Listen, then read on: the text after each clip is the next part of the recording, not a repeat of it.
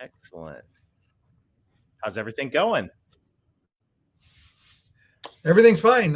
Welcome, everybody, to today's show. This is the 22nd Century Management with Ken. And today we have with us an exciting guest, Darrell Amy. Darrell's got lots of experience in sales and marketing.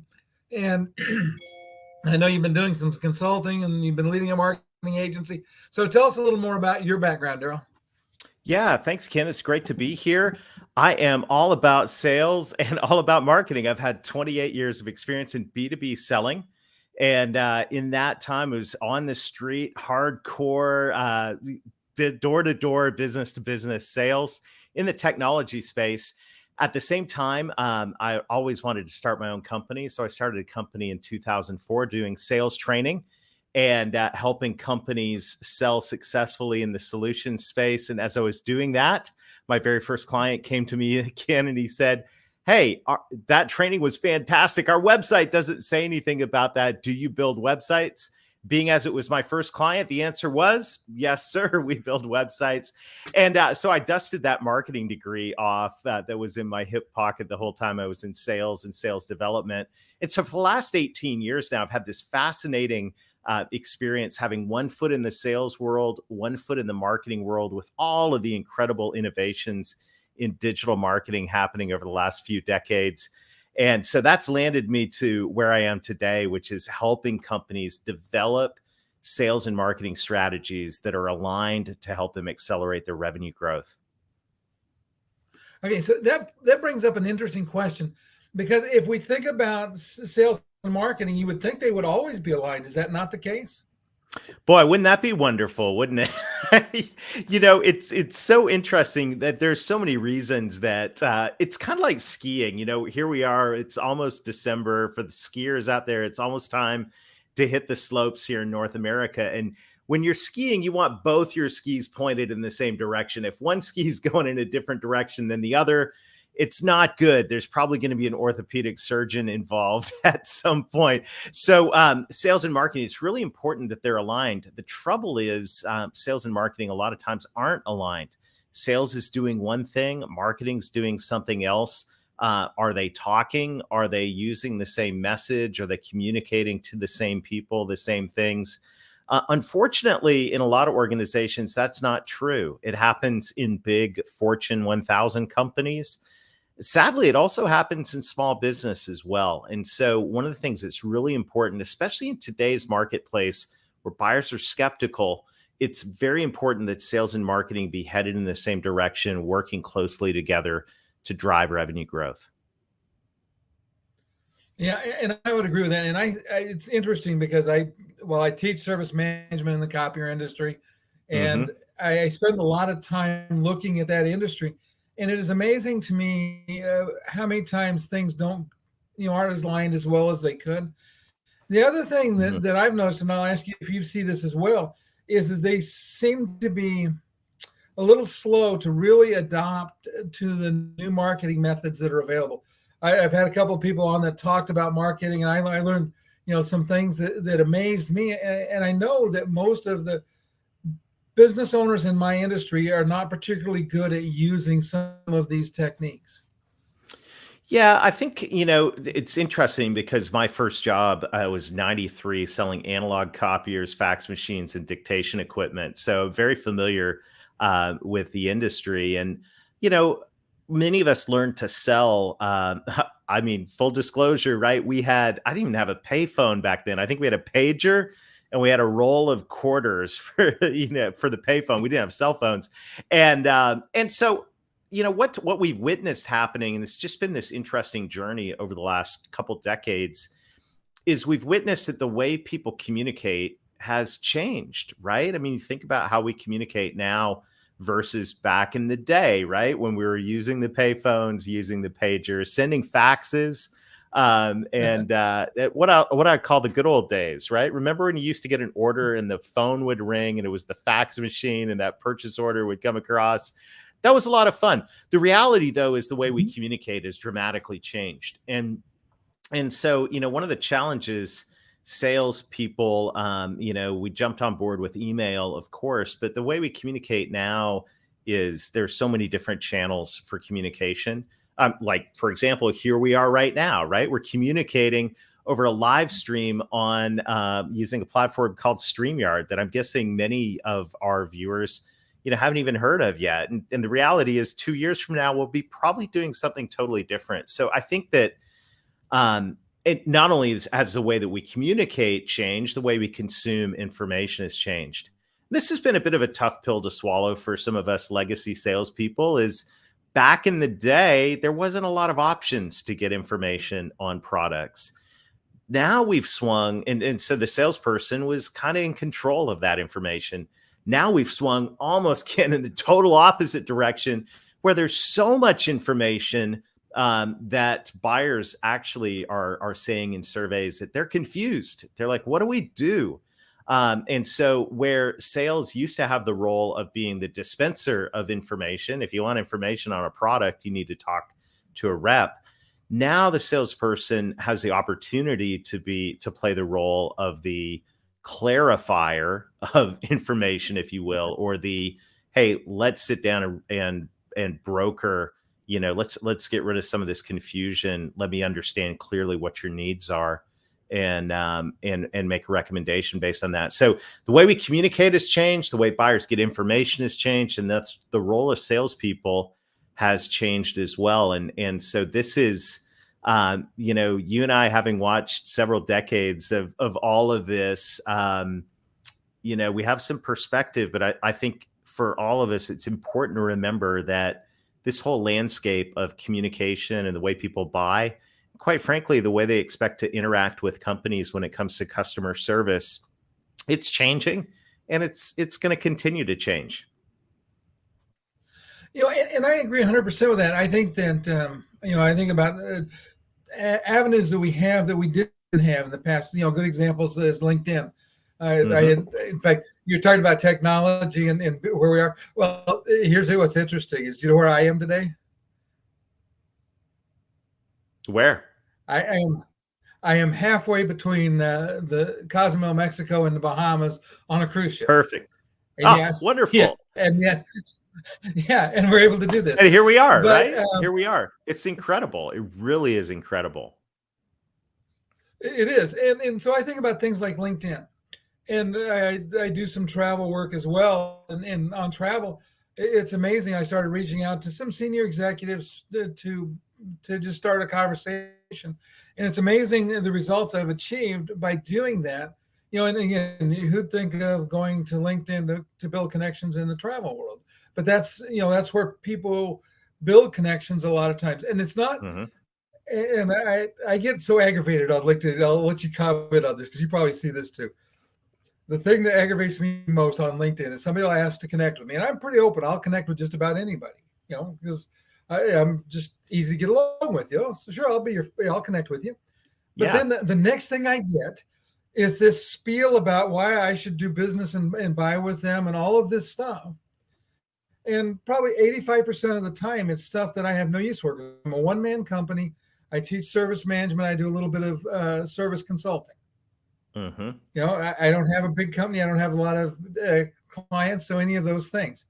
And yet I get this spiel in my inbox, and that just immediately aggravates me.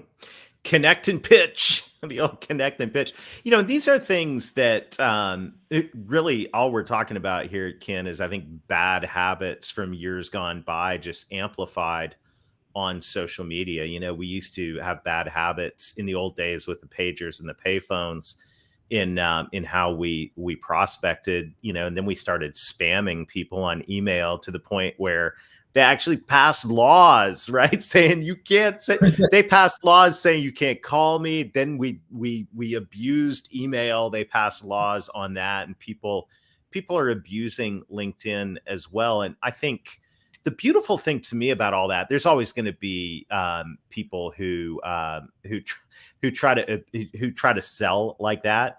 I think the beautiful thing about that, I like to see the glass half full on that, is the sales professionals, and I use that term professional very intentionally, not a sales rep, but someone who's a sales professional is going to connect with authenticity. They're going to deliver messages inside that context of that relationship that is developed authentically, that are meaningful. And there is some work to be done in terms of overcoming the skepticism that people rightly have when it comes to sales professionals. But the reality is, for the sales professionals that are out there, that are genuine, that are authentic, that are delivering real value, those professionals have the opportunity right now to shine like a star in a world full of what my good friend Larry Levine calls the empty suit, right? There's lots of empty suits out there who are connecting and pitching, who are spamming, and who don't have any value to add. They're just looking for the hot deal. But the reality is, the reps that are out there with meaningful value to offer, that are backed by companies that have marketing teams that are uncovering and communicating that meaningful value in their marketing, have the opportunity to do really, really well. And so I think it's an exciting time. But I do think that salespeople need to develop a new set of skills, I should say, when it comes to how they work with prospects, how they work with people in the buying cycle, and last but not least, probably should be first, how they work with their current clients. And so all of these are skills that need to be developed, especially in the context of today's buyer, the different ways to communicate, and the different ways, patterns inside a buying cycle. Yeah, I would agree with that. And you call them empty suits. I had a term that I like. I call them order takers. Yeah, yeah. There are salespeople. The order taker's sole method of closing the deal is to have the lowest price. And it's one of those things that I talk into my service managers a lot about, is building value and making sure that the sales team understands the value you deliver. Because that's how we stop. In this industry, we've had a huge race to the bottom, and you can't. When you're making double or nothing on 0 clicks, it's hard to have a business. Well, you're absolutely right. I think the communication of value is critical, and the office technology industry is not alone in that. There are in every industry, and now. Having spent a couple decades in the office technology industry, and more than that, 2.5 decades, I have many clients in that space. Since writing Revenue Growth Engine, I also have been pulled into other industries and conversations about sales and marketing strategy. And the reality is, most industries, we're not alone. Most industries struggle with articulating value. One thing, if I could leave the listeners, both in the services teams and also in the sales and marketing teams, is we got to really remember, and this is simple, but I think it's very overlooked, is that buyers don't buy your products and services. Buyers don't buy multifunction systems. They don't buy managed print services agreements. They don't buy document workflow automation software. What they buy is the outcomes those products and services enable. Right. And so this is really, really critical. The empty suit salesperson is always going to go in and go, I got the best product. Our company's the best. It's been around forever. All the other companies are dirtbags. And we got the lowest price, which to when the buyer goes, wait, you have the best product and the best service and lowest price. That math doesn't work, because we all know in the real world, you get quality, service, or price. You got to give up one of the things on that triangle. So we're walking in thinking we got the magic bullet. We got the best company, the best product, the best service. And the buyer's going, that's impossible. And your credibility just goes out the window. Instead, what we need to do is drive where everyone else is going in and doing that. By the way, all your competitors are saying we have the best products, the best service, and the best price. What we need to be able to do is go, let us understand what's going on in your business, what challenges you're facing in your business today, what are your goals, where are you trying to head, and then based on that, let's come back with a recommendation that's going to help you get there. And there's going to be a recommendation that is adding value. And that's the only way to escape the race to the bottom. And the race to the bottom, being at the bottom is a horrible place to be. I mean, who wants to live there, right? We could like squeezed every ounce of margin out of it, and then we want, we set ourselves up like that. And we wonder why everyone's so miserable and why our sales reps are leaving for other industries. The reality is what we need to do is coach our reps how to develop authentic relationships, how to uncover and communicate meaningful value, and do that in a consistent way that builds trust and builds value and creates value instead of eroding margins. Yeah, That get me all agree with fired up, that Ken. so much. I get passionate about this stuff. Well, I do too. It's interesting. I love teaching the service management aspect of it, Mhm. but I get fired up about the industry. I spent close to 30 years in the industry. I started out owning my own dealership. Yeah. And I've gone through sat in every seat and done all of these things. And I go back to one of my favorite books that I read when I first started this was Guerrilla Marketing. Mm-hmm. With J. Conrad Levinson, and there's so much of what he said in that book, and of course he's revised it, multiple times since I read it in the 90s. But there are so many things that we can do to market our company, and I think that we don't use enough of the tools that are available. My favorite, and I try to teach my service managers to do this, is to get a customer testimonial video. You get a letter from a customer says you did a good job. Say, hey, listen, you mind hopping on a Zoom call and let's talk about it for just a second.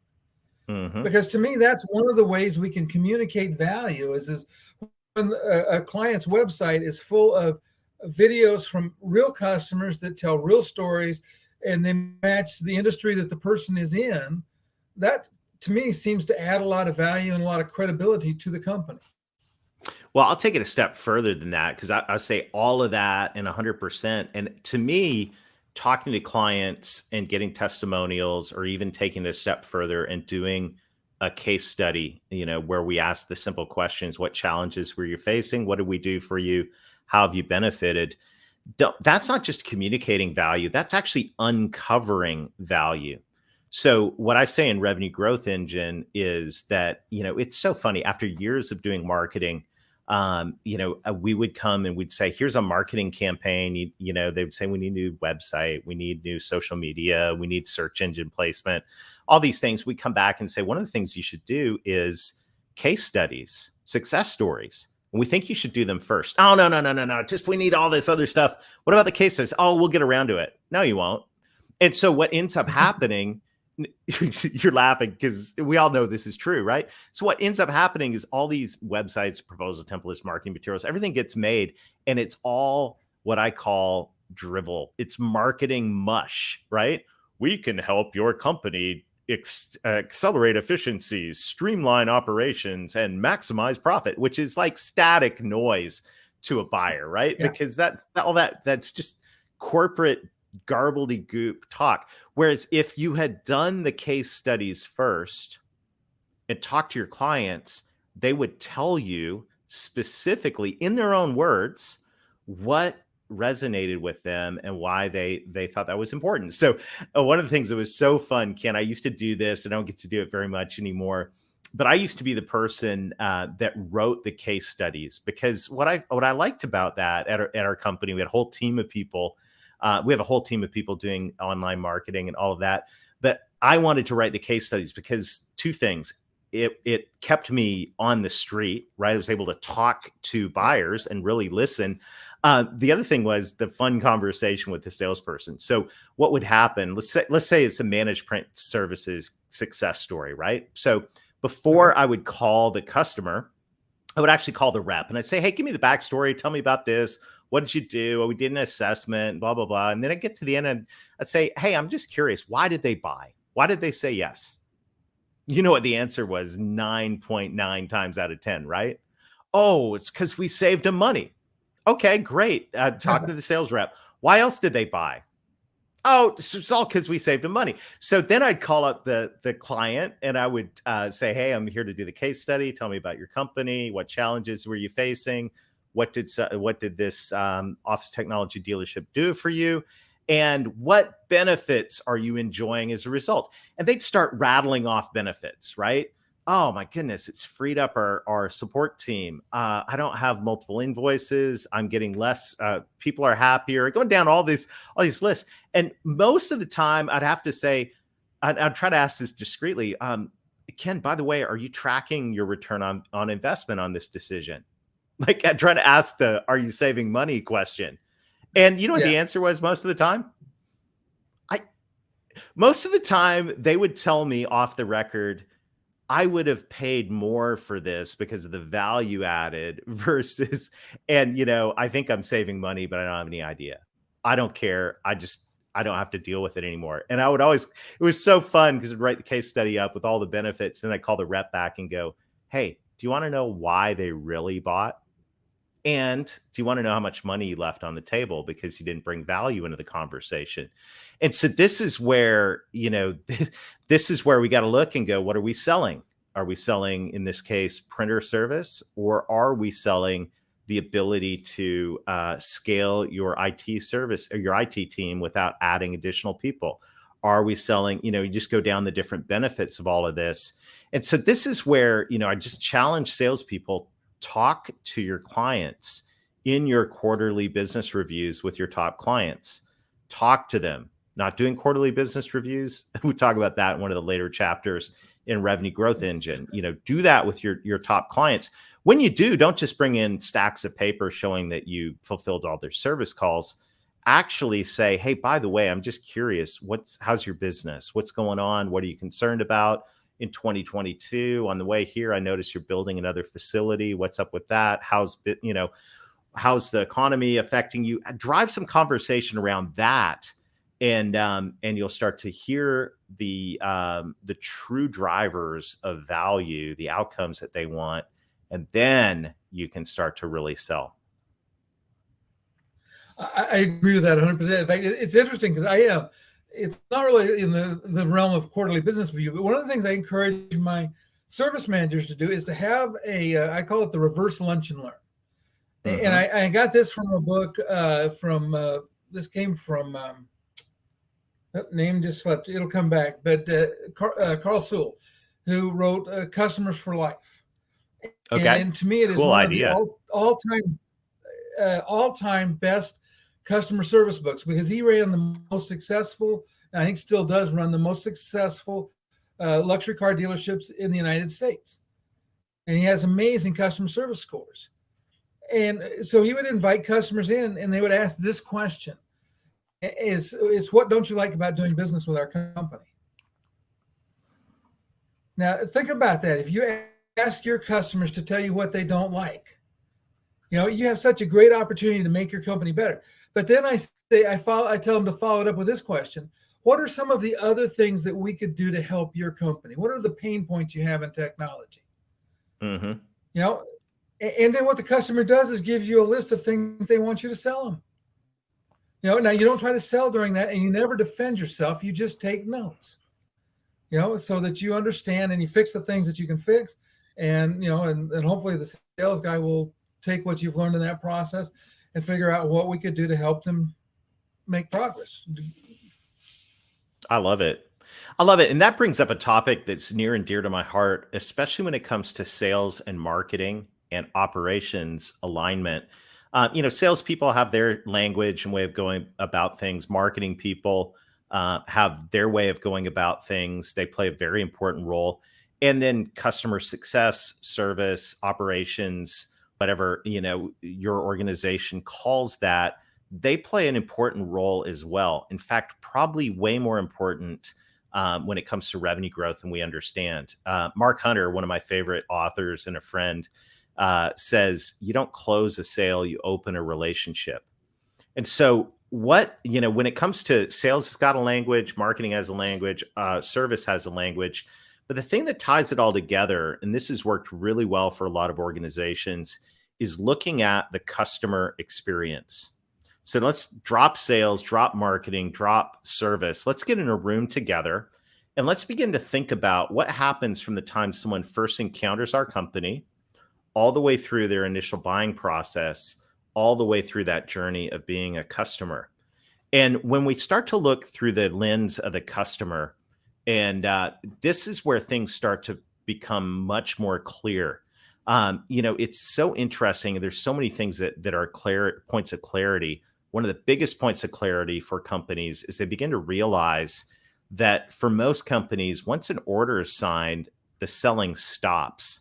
The salesperson goes back to the office, rings the bell, and puts a note in their CRM to call them in 3 years when the lease is about to expire, right? That's about it. And if they put a note in the CRM, that'd be an amazing thing. But the selling stops. That's not how it's supposed to work, especially in today's world where we have multiple product lines, multiple services, multiple solutions. The selling just begins when you get the order.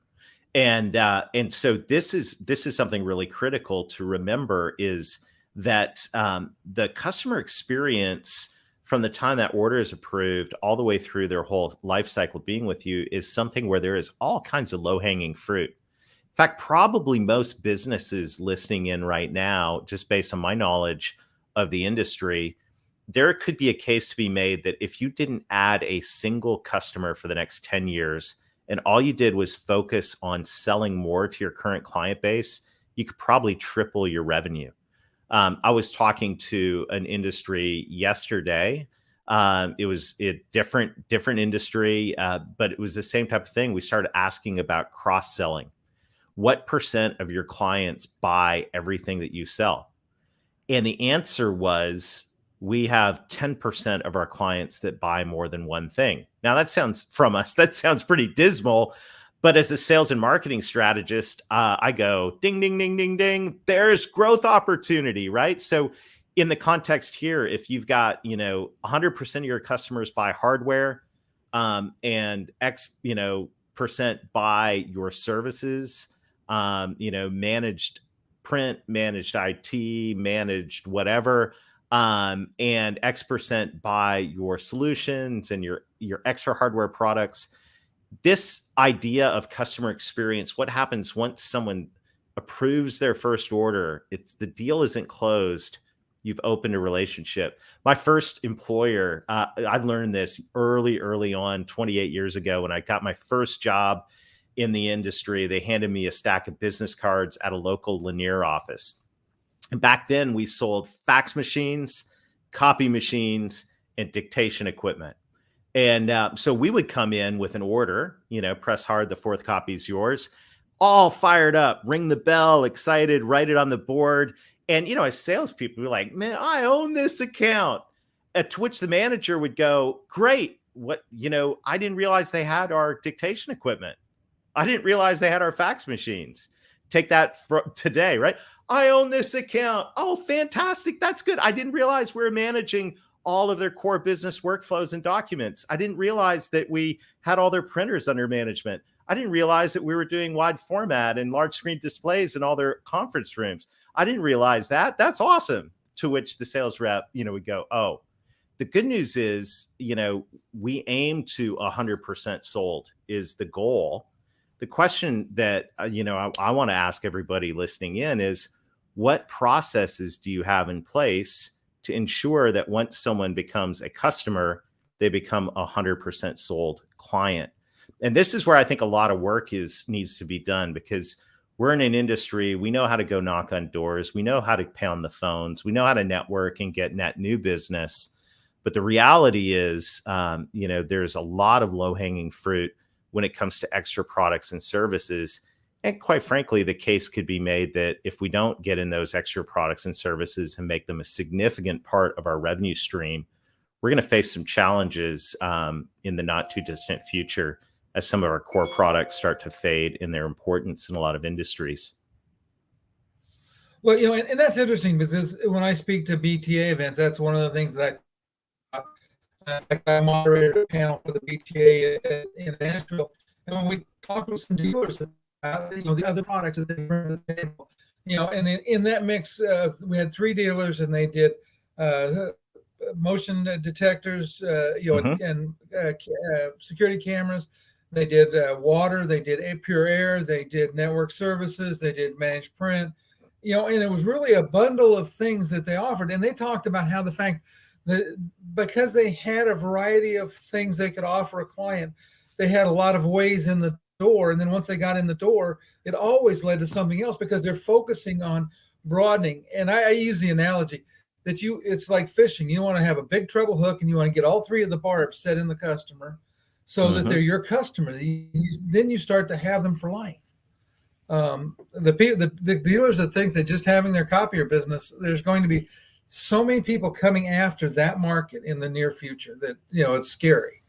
Where if you own everything in there, you take care of their network, their phone system, and their print devices, pretty much all of the things they have that are electronic.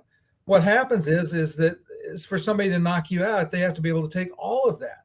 And there aren't many people yet that can come in and do that. So you really start to, and I'm not talking about owning them in a way that's negative for the customer. I'm talking about you provide a collective group of services that become essential to them, and you literally almost become a part of their company. Oh, you absolutely do. And this is the world we live in right now, right? Is a world of partnerships and companies focusing on their core capabilities and outsourcing the parts they don't want to focus on. And technology management is certainly a part of many industries have no desire to focus. They want to practice law. They want to take care of their patients, teach students, and all of that. And this is where, I think that there is, when I was writing Revenue Growth Engine, I believe if you boil it all down to the most basic level, there's only two ways to grow revenue: net new business, we get new customers on board, or we cross-sell more to our current customers. We land, we expand, we get market share, we get wallet share, however you want to slice it. And the problem is, and this isn't just true in the office technology industry, this is true across multiple businesses.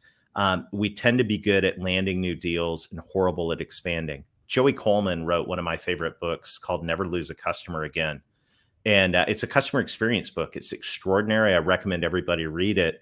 And what he says is, look, the reality is in the first 100 days of being a customer, someone is going to decide whether they're going to continue to do business with you or not. They're going to make a decision as to whether they ever want to buy anything from you again or not. They may have signed a 60-month lease. So, but they made the decision in the first 100 days.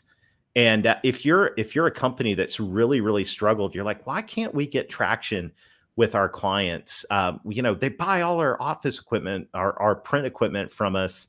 Why can't we get traction in these other areas?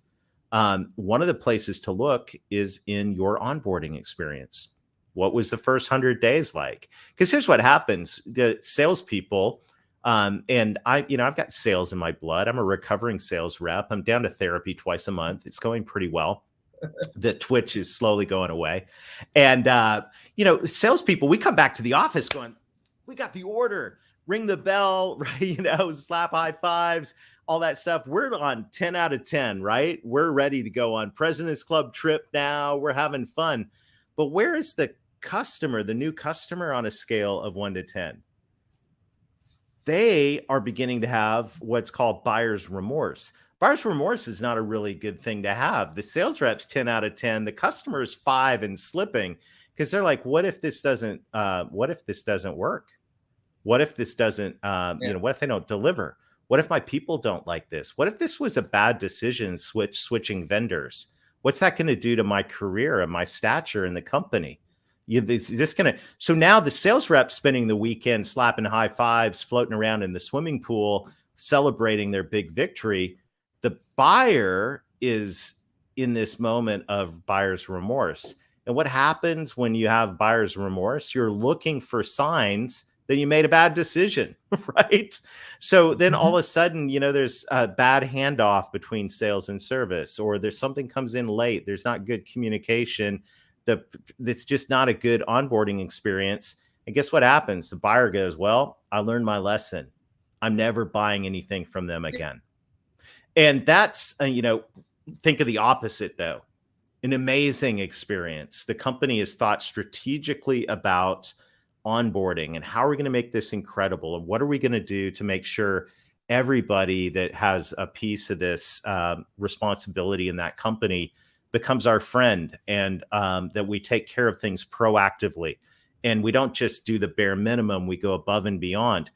And in that contrasting story, you actually have the opportunity to set the stage for them to become loyal clients.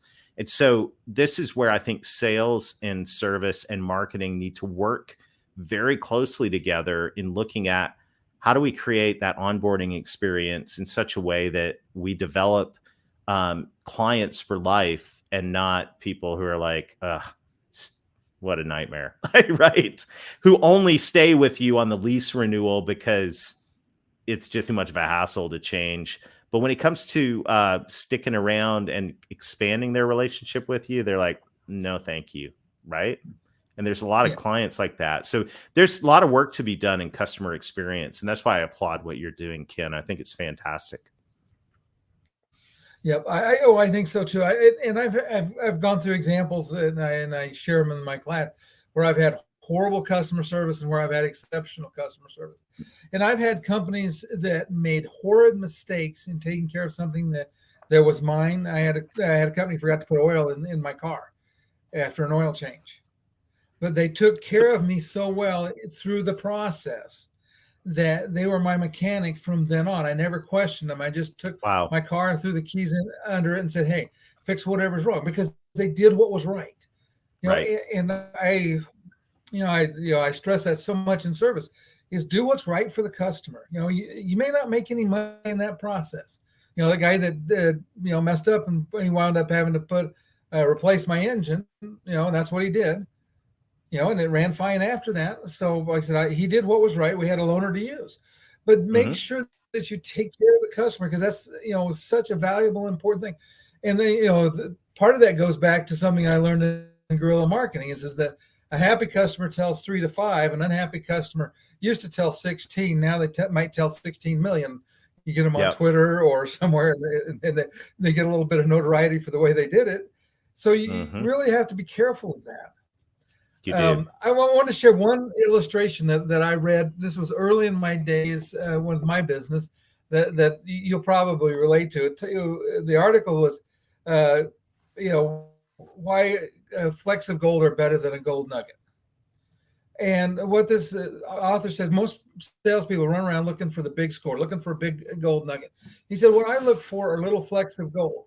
And I just keep picking at the flecks of gold, and pretty soon I find a vein, and pretty soon I have a gold mine. And when I had my company, I didn't care if I sold them a pencil to get started. I wanted to be a vendor of theirs. That was, and I didn't sell pencils, but I didn't care what my initial sale was. I would sell them things that I basically made no money on, just to start that customer relationship with them, and then try to win more business by taking care of them and doing as much as I could for them. And I think that too many companies have lost that willingness to put forth the effort and to really work hard at developing in a relationship that, in fact, when I sold my company, the company I sold to did not take care of them. I had so many of my customers call me up. Why did you sell? Why did you sell? We loved doing business with you. And it makes you feel good, makes you feel bad you made the sales decision you did, but I couldn't manage salespeople. I could sell, but I couldn't manage salespeople. So I was like, I can't run no one can manage salespeople, Ken. We're unmanageable. They can be led. They can be led, but they're not very manageable. Whole other conversation. Well, I wasn't good at either. I wasn't very good either. But you know what? I have really enjoyed having you on, Darrell. Total pleasure. We'll have some future conversation. We'll say goodbye to everybody. If you're watching this on the replay on YouTube and you haven't subscribed, please do me a favor and do so. And we will see everybody next Tuesday. I had to think about what is it. It's next Tuesday. We'll see everybody. Thanks.